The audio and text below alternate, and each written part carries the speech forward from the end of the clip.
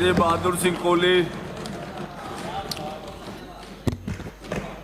सभापति महोदय, 2025-26 पे बजट पर बोलने के बहुत बहुत धन्यवाद। आज जो राजस्थान का जो बजट पास हुआ बहुत सराहनीय है और सारे राजस्थान के अंदर खुशी का माहौल है। जो पिछली सरकार थी, कांग्रेस सरकार थी, उसमें भ्रष्टाचार के अलावा कुछ भी नहीं था। यानी मैं बैर विधानसभा से आता हूँ, 2 बार सांसद रहा हूँ, तीसरी बार विधायक हूँ। जो मेरे यहाँ पर मंत्री था भजनलाल जाटव, अब वो एमपी बन चुका है धौलपुर और करौली से। यानी वो भ्रष्टाचार उसने बैर में किया, भरतपुर में किया, पूरे राजस्थान में किया। और हमारे भरतपुर से सुभाष गर्ग जी मंत्री जी थे, ये भी कोई कम नहीं पड़े थे, ये भी कोई कम नहीं पड़े थे। तो जिस प्रकार से यानी वहां पर पिरूडी मंत्री थे, तो यानी आपके रोड बनाई गई और 2 महीने बाद वो रोड उखड़ गई। यानी आपके डामर का नाम नहीं, और काला तेल से, काला जो तेल होता है ट्रैक्टर और ट्रकों में से निकलता है, वो मिला के लिपापोती कर दी। और अब जो जांच हो रही है, उस भजनलाल के जीजा ने ठेके लिए थे, भगवान सिंह ने, उसकी जांच हो रही है। उसकी जांच हो रही है। तो मेरा माननीय सभापति जी, जिस प्रकार से जो भ्रष्टाचार कांग्रेस सरकार ने किए थे, चाहे तो एसडीएम के पास चले जाओ, चाहे तहसीलदार के पास चले जाओ, चाहे थानेदार के पास चले जाओ, चाहे एसपी के पास चले जाओ, बिना यानी पैसे दिए कोई काम नहीं होता था। आज पूरा प्रशासन और शासन जिस तरह से जो शक्ति में आया है, यानी जो मजदूरों का, किसानों का, युवाओं का जो काम बिना फीस के पूरे राजस्थान के अंदर, हमारे भरतपुर जिले के अंदर हो रहा है। तो सभापति जी महोदय, हमारे जो भजनलाल जी शर्मा जी माननीय मुख्यमंत्री जी बने, एक कार्यकर्ता थे और भरतपुर के लाल हैं। यानी उन्होंने जमीनी स्तर पर देखा हुआ है कार्यकर्ता ने, क्या गरीब का दुख होता है, क्या किसान का दुख होता है। उसी प्रकार हमारे माननीय मुख्यमंत्री जी काम कर रहे हैं। कांग्रेस की सरकार में मैं एक बात कहना चाहता हूं अलग से, यानी जो सब सदस्य बोले हैं, जब कांग्रेस की सरकार थी तो यानी आपके जो कोई भी पेपर होता, और पेपर होने से पहले ही लीक हो जाता था।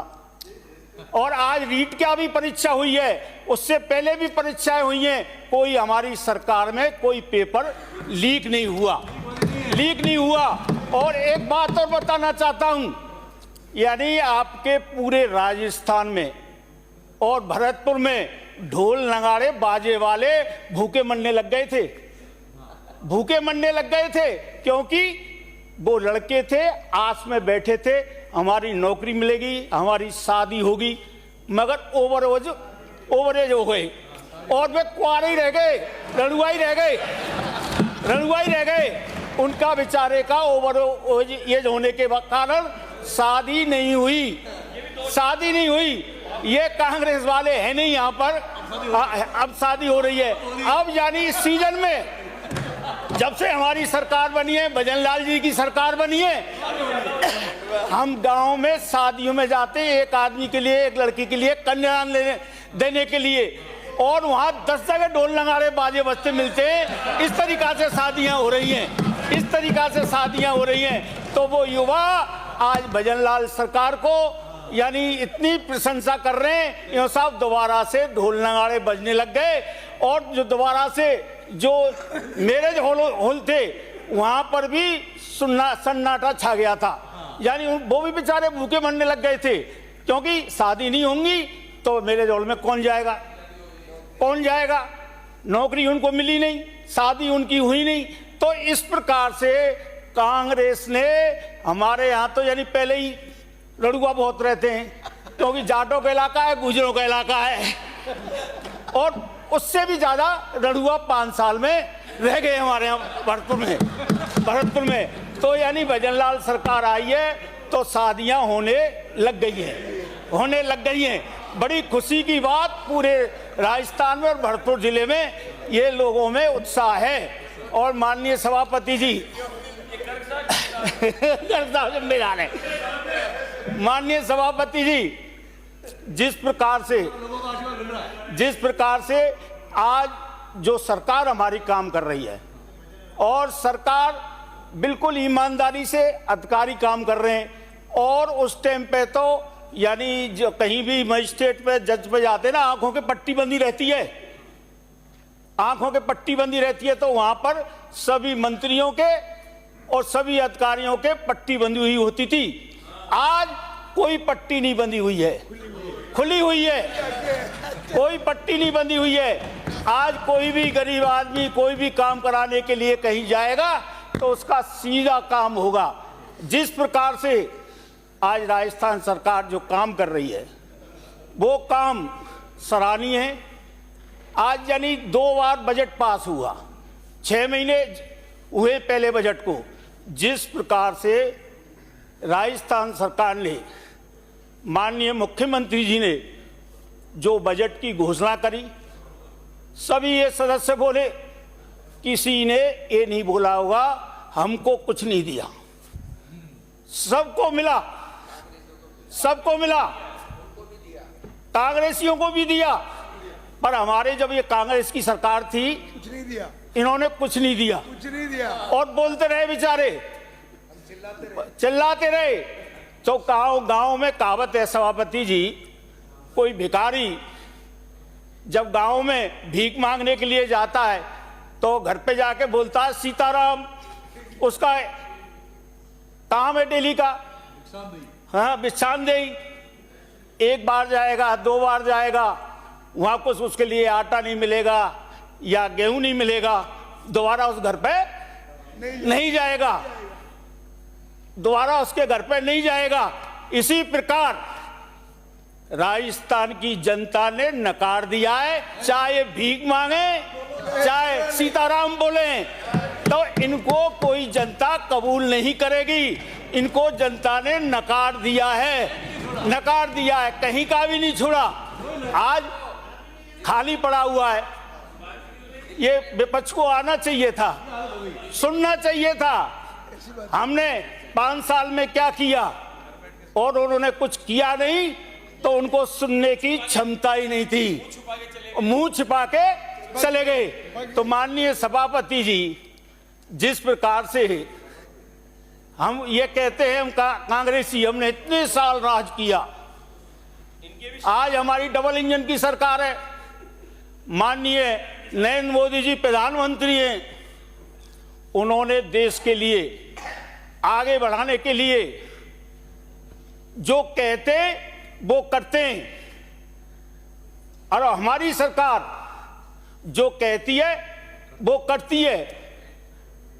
यानी आपके जल मिशन के अंदर माननीय वसुंधरा जी की सरकार थी, गौरव पथ बनाए थे,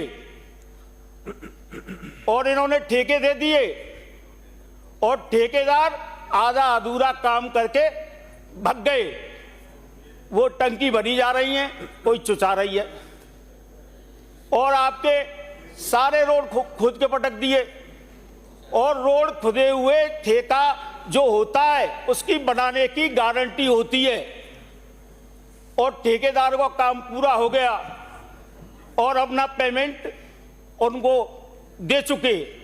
अब गांव वाले, हम गांव में जाते हैं, हमारी खुद की गाड़ी उसमें नहीं घुसती, और वहां कहते साहब, क्योंकि गांव में जब शादी होती है पैसे वालों को तो कार और 4 पहिए गाड़ी मिल जाती हैं, उनको बेचारों को मोटरसाइकिल मिलती हैं। जो अपनी घरवाली को, बहू को वो गली में एक रोड पे एक लेके जाता है, आए दिन गिरती हैं, किसी का हाथ टूटता है, और किसी का कूला टूटता है। वो स्थिति गांव में हो रही है। तो मैं कांग्रेस राज में जो भ्रष्टाचार हुआ, मैं माननीय मंत्री जी से कहूंगा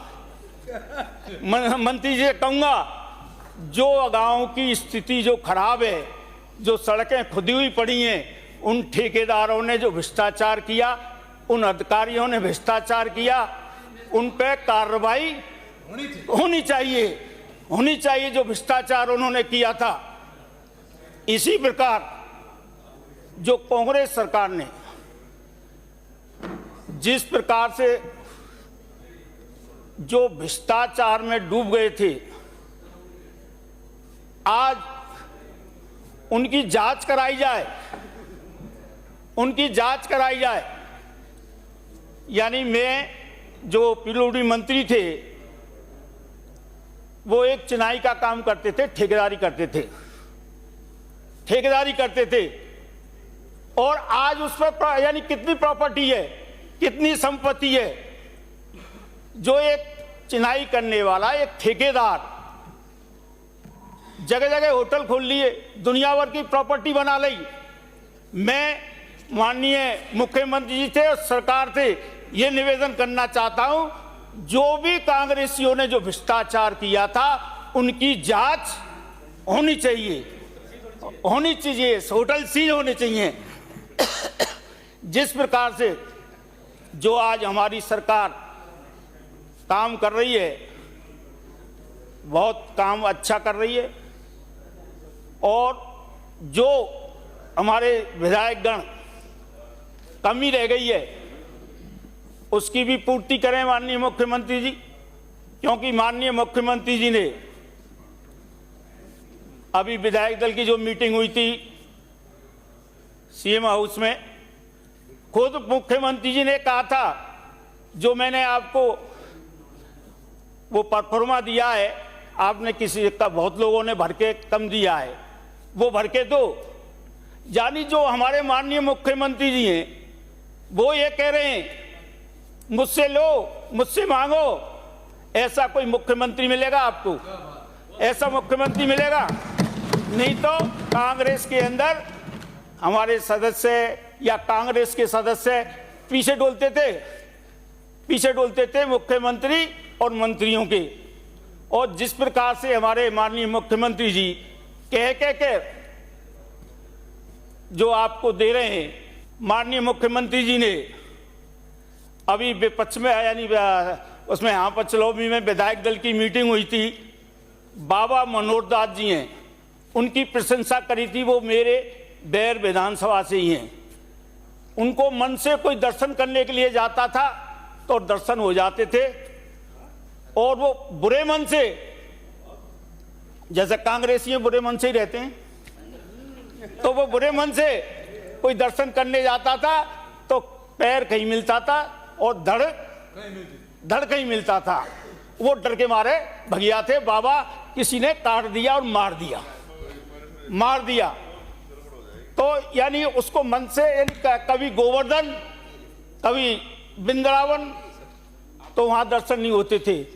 तो मेरा ये निवेदन है, उसके मंदिर के लिए, उसके लिए बजट के लिए, उसके लिए बजट दिया जाए। और माननीय मुख्यमंत्री जी ने वो बजट में नहीं था। कितना देना है? मुख्यमंत्री जी ने घोषणा करी थी, वो बजट में नहीं है। हमारे बाबा देव नारायण है, भगवान देव बाबा जहाज के अंदर, और वो लखापत जी के पास वो विभाग है कई, हाँ नहीं बाबा देव, हाँ देव बाबा जहाज। तो वहां पर मुख्यमंत्री जी ने घोषणा करी थी, और हम जब भी जाते हैं, हमारे बेडम साहब भी, मंत्री जी भी जाते हैं, और वहां पर कई प्रदेशों के लोग आते हैं और लक्खी मेला लगता है। अभी भी 1 महीने बाद मेला लगने वाला है। तो मेरा माननीय मुख्यमंत्री जी से ये निवेदन है जल्दी से जल्दी वहां पर बजट घोषित करके काम चालू कराया जाए, क्योंकि वहां यानी लोगों को, यात्रियों को सुविधा मिल सके। और दूसरा मेरा यानी आपके हमारे भरतपुर जिले के अंदर जाटों के 4 गांव हैं और एक गांव मेरे बैर विधानसभा में भी आता है, पथेना। यानी इतना पुराना गांव है, जब राजा महाराजाओं का राज हुआ करता था, एक पथेने ने एक राजा महाराजाओं को लगान नहीं दी थी। उन्होंने अपने खुद के हथियार लाके उनकी फौज से लड़े थे। जो गांव लगान नहीं दे सकता राजा महाराजाओं को, उनकी मांग है उप तहसील उस पथेना को बनाया जाए, नहीं तो आगे हमको भी वोट नहीं देंगे। लड़ेंगे क्योंकि सिंसलवार जाट हैं तो वो हमको भी वोट नहीं देंगे, क्योंकि उन्होंने राजा महाराजाओं को लगान नहीं दिया, तो हमको भी फिर नहीं बख्शेंगे। तो माननीय मुख्यमंत्री से ही है, पथेने गांव की और मेरे बैर विधानसभा का मामला है, तो वहां जा सुनवाई करें। ये मेरा बजट में वो है। बहुत बहुत धन्यवाद। श्री